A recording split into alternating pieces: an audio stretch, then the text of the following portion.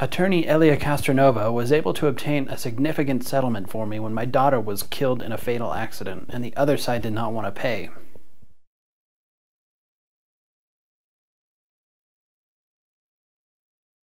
There are 5 basic rules to follow if you lose a loved one in an accident, and it's one of the most traumatic and terrible things that can happen to someone, to lose a child or a parent or a spouse in an automobile accident, in a medical malpractice incident, in a slip and fall accident.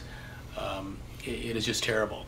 And I think the number one thing to do, because people will be coming at you in all directions, especially if it was involving a car accident, they will be trying to give you the best advice. But I think the most important thing to do is to, number one, take time to grieve. Take time to go through the grieving process. Don't try to do things too soon, because what happens is you make the wrong decisions, you make the wrong choices as far as an attorney or what to say, or especially to an insurance company, something of that nature.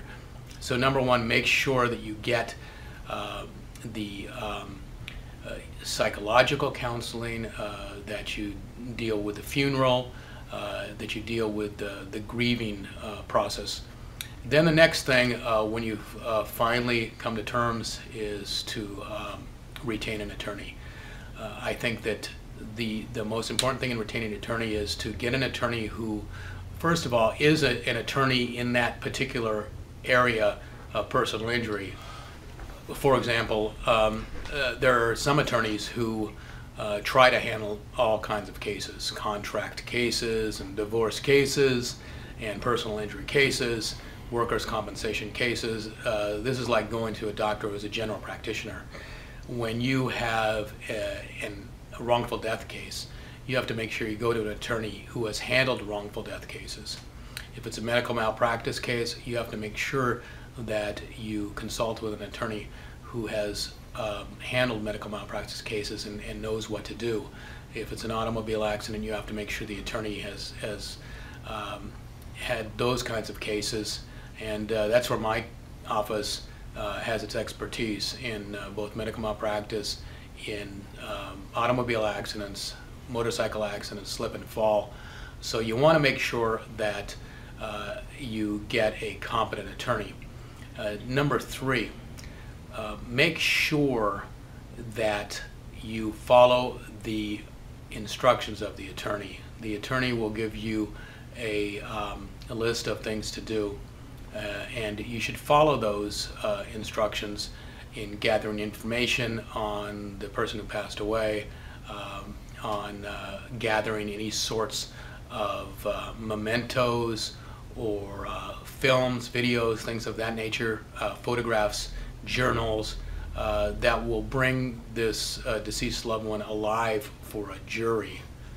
Number 4, what you should do is try to help the attorney in gathering information on the financial records, if this person is a breadwinner, on any medical records or hospital records, if the deceased loved one lived for some period of time and went through pain and suffering, and anything that will help the attorney to build the case to the point where you will get compensation that you deserve as a family member and a loved one.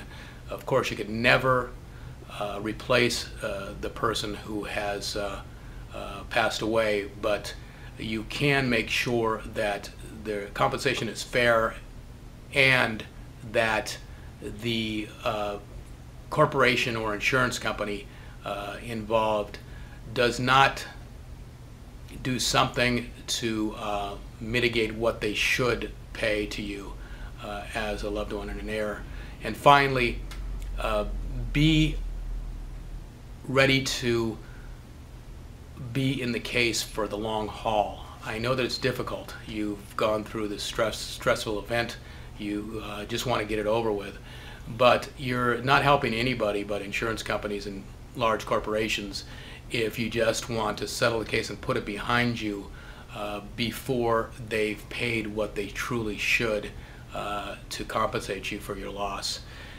So I believe that that's the best way that you should do.